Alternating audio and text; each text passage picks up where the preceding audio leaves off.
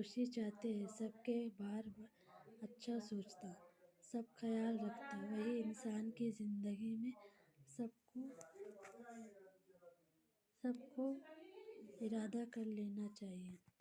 حضرت محمد صلی اللہ علیہ وسلم نے اشارہ فرمایا، حسن تعمیر ہوتا ہے۔ جو شخص اپنے آپ کو اکیلا سمجھتا ہے، حقیقت سکون صرف اس وقت ملتی ہے جب آپ تنہائی میں خدا سے ملتے ہو۔ دوسرے کے سہارے جینا چھوڑ دو، کیونکہ آپ پیدا ہی ہو کھڑے ہونے کے لیے۔ حضرت محمد صلی اللہ علیہ وسلم نے اشارہ فرمایا، ہر تکلیف ذاتی نہیں ہوتا، کچھ تکلیف ایسے بھی ہوتے ہیں جو انسان کو بہت صبر بنا دیتا ہے۔ حضرت محمد صلی اللہ علیہ وسلم نے اشارہ فرمایا، وہ انسان کبھی بھی زندگی میں نہیں ہارتا جس کی امید اللہ پہ ہو۔ حضرت محمد صلی اللہ علیہ وسلم نے اشارہ فرمایا، ہر بچھڑنے والے کے رشتے دار اندر کسی ایک حسن کو دیکھے کا لکھا ہوا ہے، اشارہ ہے کہ ارشاد ہے؟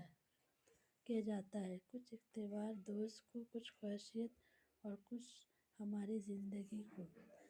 حضرت محمد صلی اللہ علیہ وسلم نے اشارہ فرمایا کہ دوسرے کے ساتھ انسانیت کرنا سیکھو۔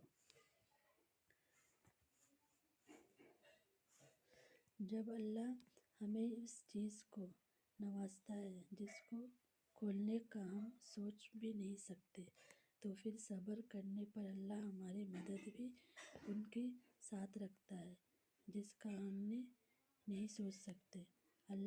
اللہ پہ کل رکھو اور مشکل وقت پہ صبر کرو۔